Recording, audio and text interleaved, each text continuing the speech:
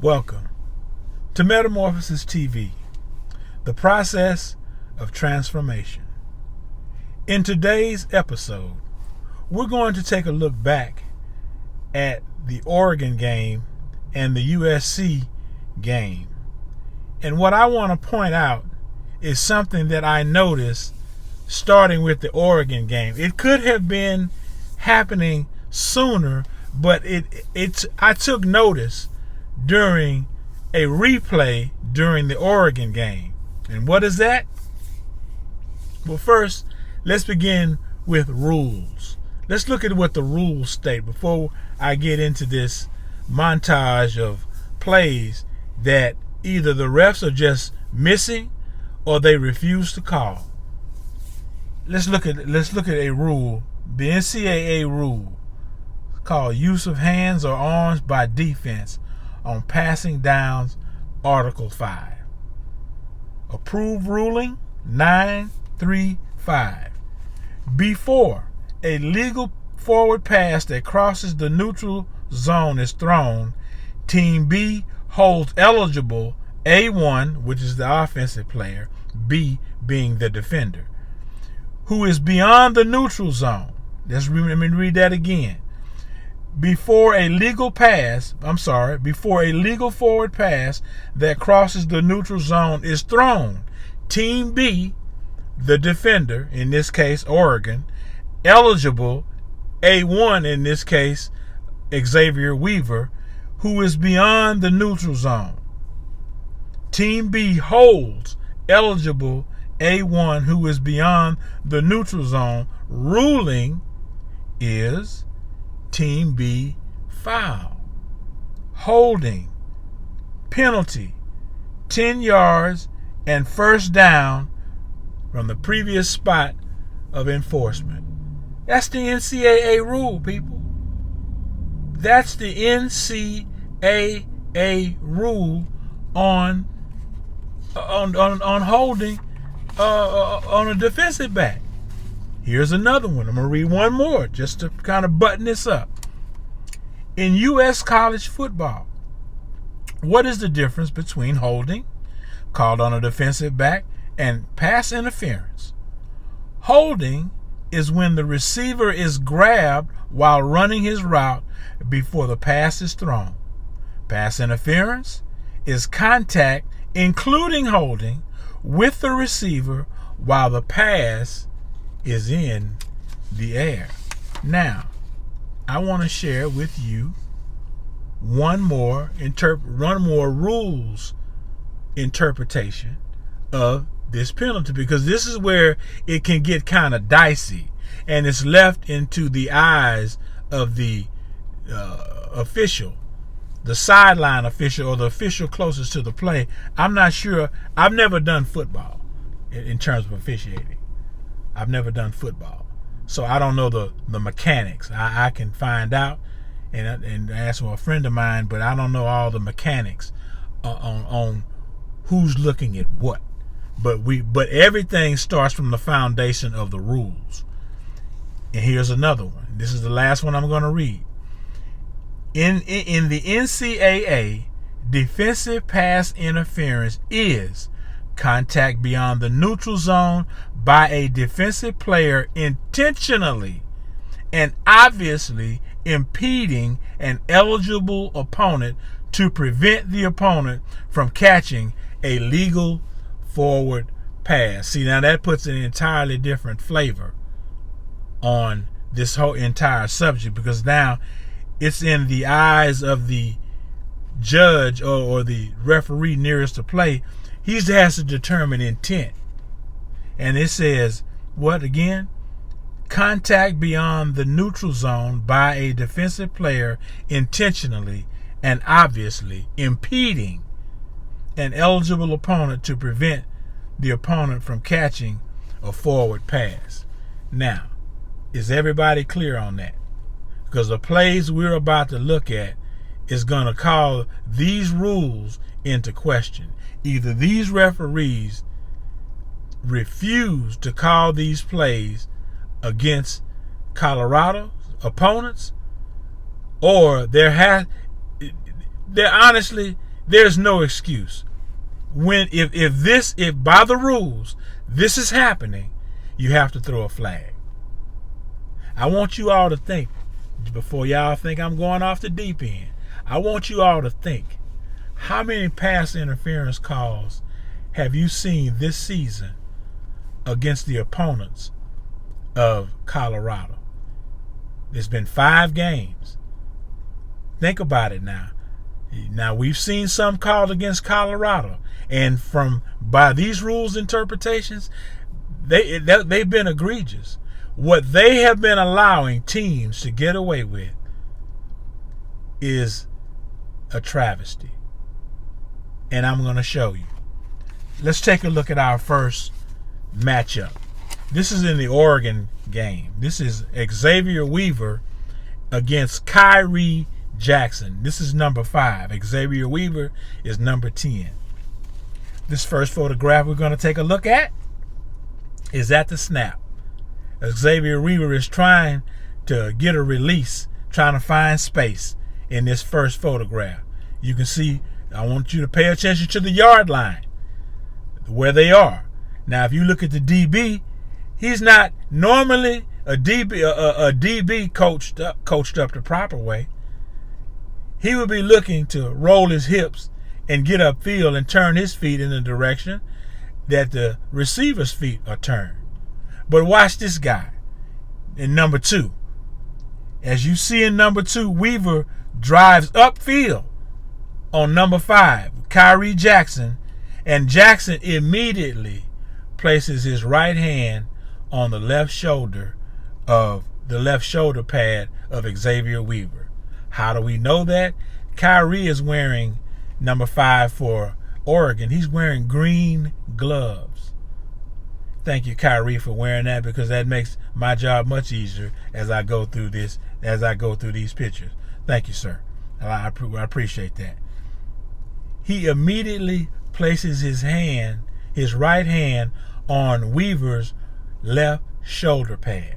Now, is he resting his hand on Weaver? Does anyone watching this think that he is resting his hand on Weaver's shoulder pad? Let's take a look. Let's go to the third one. Pay attention to the yard lines as we look at each photograph, people. Each photograph is going to be a different yard line, okay? Because remember, we just went over the rules. Now, let's look in the third picture. Jackson's hand is still on Weaver's left shoulder. Jackson's right hand is on Weaver's left shoulder. He's holding Weaver. Jackson knows by the scouting report he cannot let Weaver get away from him. He knows he does not have the skill set to run with Weaver. Most of Colorado's wide receiving core can run 4-3. Now, it's alleged that 8 of the receivers that are in that room can run 4-3, at least 4-3. So the scouting report, if anyone watching Colorado this season, you know the strength, the calling card right now, until they establish a running game, which they were able to against USC. I hope they made up their mind, the linemen, to be effective the rest of the season, because if they can establish a running game, Colorado could possibly run the table from here on out. If they can establish a running game, if they gain as many yards, because they're not going to see another Caleb Williams the rest of the season. Okay, there may be some other quarterbacks they may see I don't want to get ahead, but back to the play. Third picture we looking at. Jackson's hand is on Weaver's shoulder still, and we're going upfield. Number 4, the fourth picture, is a repeat of number 3. Look at the yard line. Look where Jackson's hand is. Let's go to picture number 5. Right hand of defender on Weaver's left shoulder pad since the snap. Now they're at, you see the down marker, right? That's the line to gain that they must get to. If I'm not mistaken, I'm thinking this is a 2nd or 3rd and 10, something like that. So we're possibly, if it's a longer yard to gain, then they're even further downfield, which makes this play not being called, the holding not being called, even more egregious. Even more egregious. Look at the yard line. Look at the line to gain, and look where Jackson's hand is. He hasn't removed his hand off of Weaver. He knows he can't run with Weaver. This guy, technique is to be desired. I can honestly say that whoever the DB coach is at Oregon, either Jackson refuses to listen or this guy is just not teaching him. This is why, if y'all want to be DBs, you probably want to go to Colorado, because the DBs in Colorado have far better technique than anybody that I'm going to show you in this video. Okay, where are we at? Picture number 5.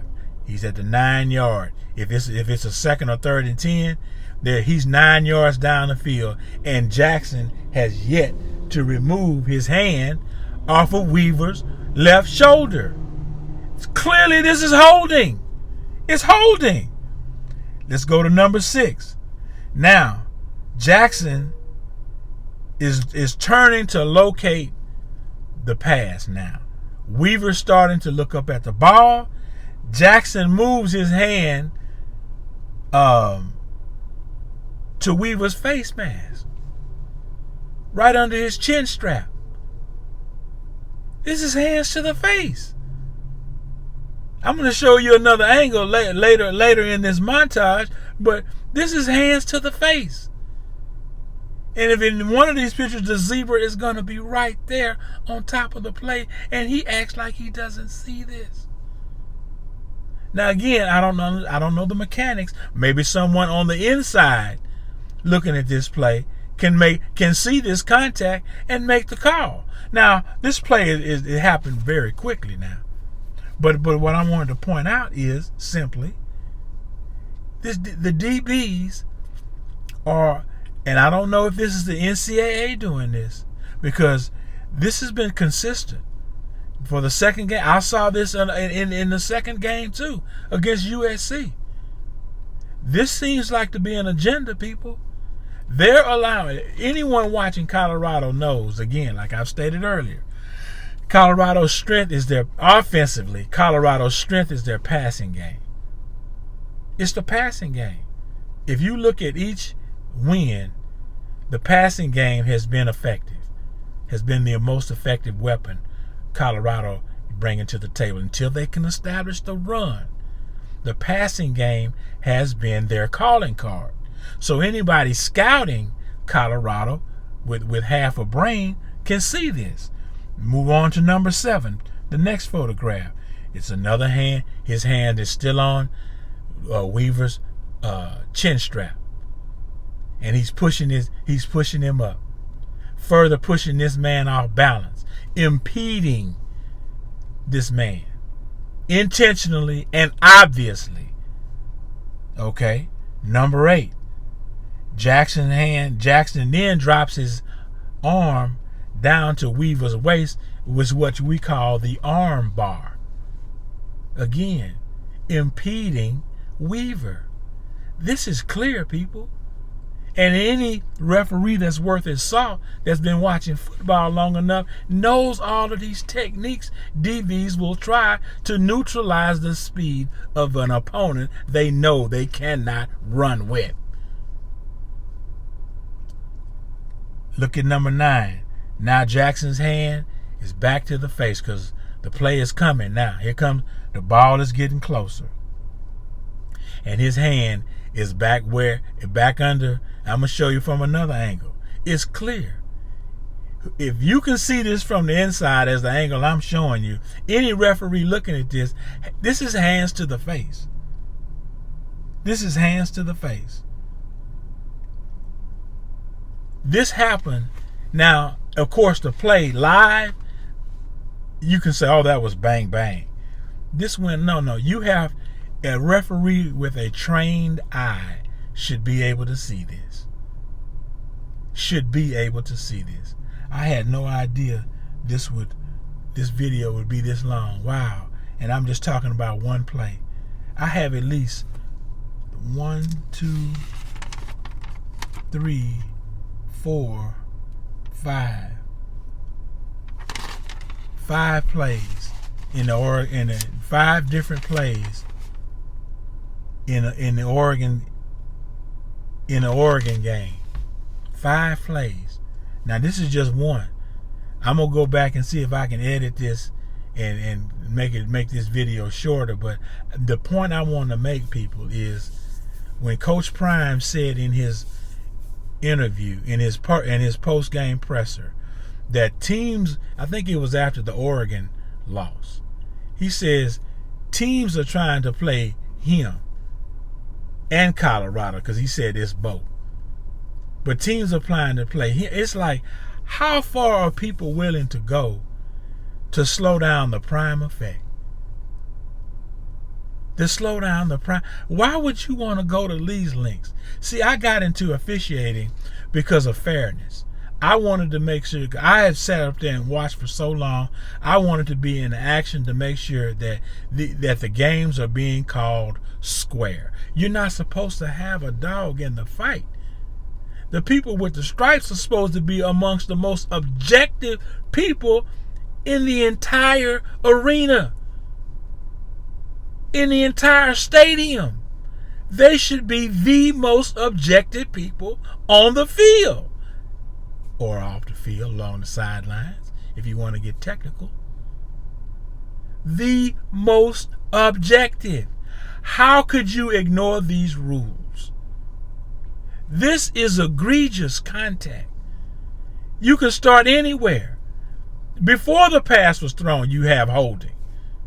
When the pass is up, you have pass interference. But they did not make the call. And this has been going on.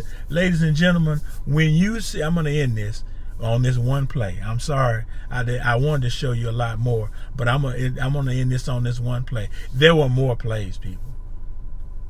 If you all put it in the comment section, then let's show me the other plays. I'll do another video on other plays. What's your point? I'm glad you asked. When you see Shedeur holding the ball, this is why. The line is not great. They could be good, but they're decent. On plays where you see Shedeur holding the ball, he has time to throw, but he's holding the ball. This is why. His receivers are being held. His receivers are being held downfield, and Oregon did that. Their linebackers did it. Their DBs did it. This is why, because when I looked at this game, I was thinking to myself, 42-6. I say, man, this was an out-and-out beatdown. Coach Prime even called it an old-fashioned butt whooping. But I had to think, I was like, Oregon's defense was not known for this kind of defense. Of course, they want to say, oh, they're just so much smaller. Oregon is just such a big team. You know, they couldn't block them. There were numerous plays. Shedeur is holding the ball. But what I admire about Colorado is none of those guys ever complained to the refs about it. I don't know if they've just accepted the fact that they're not going to get the call. If you look when Omarion Miller on that fade route, that dude grabbed Omarion Miller. I'm going to show you in a later video if you are requested. I went far too long, and forgive me, I beg your indulgence on this, but I just want to make this point. I'm not revisiting the Oregon game to rehash it. What happened. But I just want to show you there's far more going on in these games, people, than we ever realized. they are really, I don't want to say afraid. The NCAA, I'm gonna just call them out because they enforce the rules. The NCAA is really concerned about the prime effect. And why would you be against that? Anything that's going to build up the brand of college football, shouldn't you want to get behind that and endorse it? Why would you put measures in place to neutralize the prime effect? CU's strength offensively right now is the receiving core.